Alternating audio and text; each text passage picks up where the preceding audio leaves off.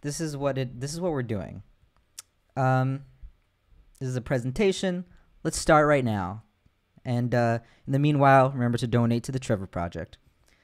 So, Piano Man. What is Billy Joel? You may have heard of him. Here's a picture of him. He's a guy. He's a dude, in fact, I've heard.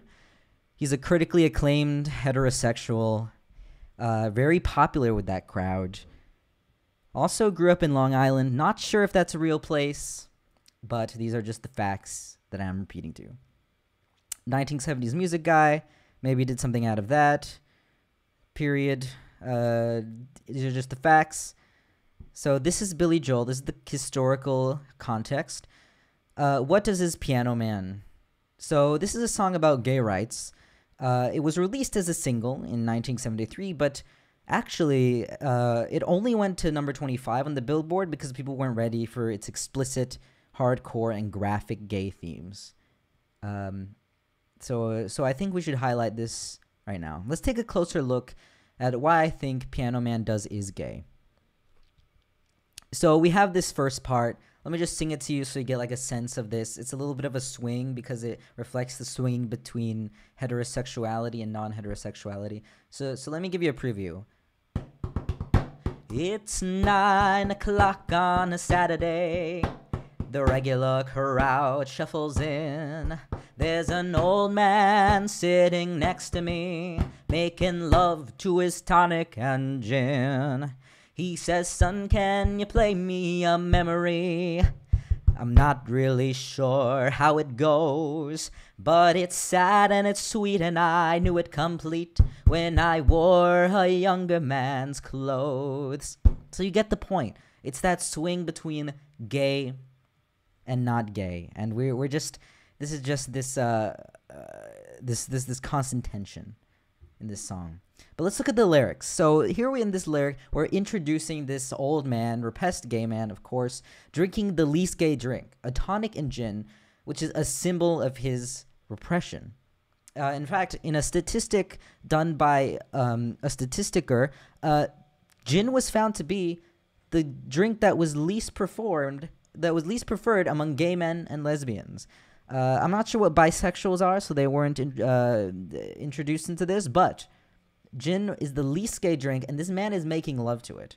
He's making love to a gin, the least gay drink, reflecting his repression, reflecting his need to conform to heterosexuality and heterosexual modes of being. It's clearly a facade. He's ruminating over these old gay memories. He says, son, can you play me a memory of his gay youth? The younger man, clothes of his past lover. He says, when I wore a younger man's clothes, the only time when he was complete was when we had the clothes of his past lover that they traded and reveled in. So we clearly see this part introducing the tension of queerness and the repression of queer identity. So this part right here, sing us a song, you're a piano man. Sing us a song tonight. Well, we're all in the mood for a melody, and you've got us feeling alright. Just some queer joy. It feels so joyful. Feeling alright, likely because of poppers.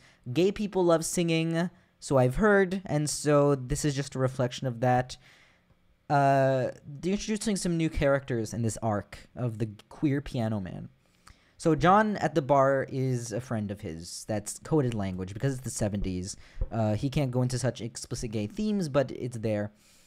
The drinks are free as an exchange for gay sex. Now, of course, not all men, as in this song, whore themselves out for homosexual exchange, but Billy Joel this is just his own impression of the community. And light up your smoke. Clear euphemism for the Freudian illusion of the phallic symbol. This guy, John, is lighting up the smoke of this other man. This phallic symbol, this clear indication, this allusion to homosexual exchange. Look up Freudian psychoanalysis, but don't read too much into it. Where would John rather be on a Saturday night? What is this other place that he'd rather be on a Saturday night? If he was a straight guy, you want to be at a bar with the buds, but there's some place he'd rather be. clearly wants to be in The Piano Man. Let's see this next part. John says, Bill, I believe this is killing me, as a smile ran away from his face. Well, I'm sure that I could be a movie star if I could get out of this place. This part, of course, is the pressure of homophobia. It's killing him. And I'm sure that I could be a movie star, implying that he is a former theater kid, which we all know, you know. So I can't even say anything there. So again, more queer themes. This stanza, this verse right here.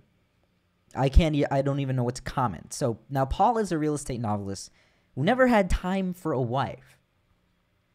He's talking with Davy, who's still in the Navy and probably will be for life. Do I have to spell it out for you? Never had time for a wife. Why? Did he have time for a lover, a husband? Never had time for a wife, though. And he's talking with Davy, who's still in the Navy, probably will be for life. Davy, why is he talking with Davy, who never had time for a wife? And he's still in the Navy. These ethnographers right here, the village people, they'll tell you a bit about this.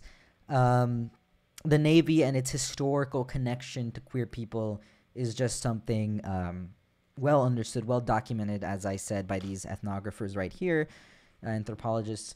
It's clear right now, you know, Paul and the real estate novelist and Davy, they got a thing. There's the historical connection between queer people in the Navy. He never had time for a wife. It's just obvious. I can't do it. And the waitress is practicing politics. As the businessmen slowly get stoned, yes, they're sharing a drink they call loneliness, but it's better than drinking alone. So there's also some subtle queerness in here. The waitress practicing politics referenced the political lesbianism. It was a common practice at the time that Billy Joel was writing the song in the 70s. This phenomenon within second wave feminism of engaging in lesbian activity as an alternative to the heteropatriarchy. And I think this is what Billy Joel is referencing here. It's just obvious that was just that's just what the times called for. And I'm glad Billy Joel brought awareness to this. And the straight passing businessmen sharing these drinks, this ritualistic homosexual exchange, a drink they call loneliness, but it's actually reveling in queerness. It's better than drinking alone. It's better to be butt buddies with your buddies than, you know, to drink alone. And then this mystery of this song, it's a little ambiguous at this part. Does this guy know he's in a gay bar? Does the Piano Man know that all the people around him, you know, they're a little fruity? They say, man, what are you doing here? You know, you're a little straight. We're all fruity. What are you doing here? Does he know he's in a gay bar? And then beer and queer famously rhyme with queer. So Billy Joel is just injecting that subconscious layer of queerness into this song. And I think we should acknowledge that. And then here, this refrain, oh la la la la la. You know how it goes. Ooh la la. Reference to the French. That's gay. So it just runs through the song, and it's obvious. So I think in conclusion, after we look at this whole thing, Piano Man is gay. Billy Joel was writing a gay anthem, and people they weren't ready for it. So let's congratulate Billy Joel on his accomplishments for pioneering this gay moment.